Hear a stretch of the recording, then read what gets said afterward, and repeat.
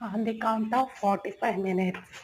Hello friends, welcome back to the channel Suma dot ಜುಮಿ.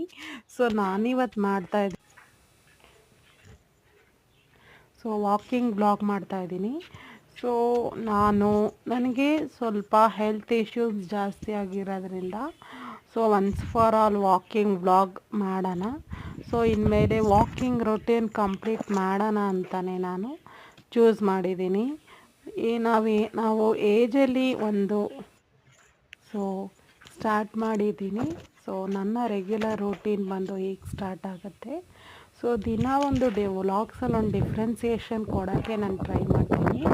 ಯಾಕಂದರೆ ಒಂದು different types of life styles ಇಲ್ಲದೆ ಹೋದರೆ ಜನಕ್ಕೂ ನೋಡೋಕ್ಕೆ ಬೋರ್ ಅನಿಸುತ್ತೆ. ನೋಡಿ, ನಾನು ಇಯರ್ಫೋನ್ ಹಾಕ್ಕೊಂಡು ಸಾಂಗ್ ಕೇಳ್ಕೊಂಡು ವಾಕ್ ಮಾಡಿದ್ರೆ ಏನಾಗುತ್ತೆ ಅಂದರೆ ಟೈಮ್ ಹೋಗೋದೇ ಗೊತ್ತಾಗಲ್ಲ. ಆಮೇಲೆ ಬಾಡಿ ಹೀಟಪ್ ಆಗಿ ಆಮೇಲೆ ರೆಸ್ಟ್ಫುಲ್ ಆಗುತ್ತೆ.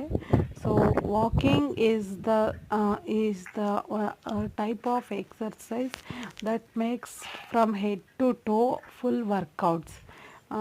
There is all other forms rather than walking which makes overall body fitted like exercise, yoga, dancing, swimming, jumping, skipping and all others. Make sure that walking is the best medicine. It is to be done in the home itself for the beautiful lifestyle and body atmosphere. In yoga session ನಾವು ಮನೇಲೇ ಏನು try ಮಾಡ್ಬೋದು ಅಂದರೆ ವಾಕಿಂಗಿಂದನೇ ಕಮ್ಮಿ ಮಾಡ್ಕೋಬೋದಲ್ವಾ.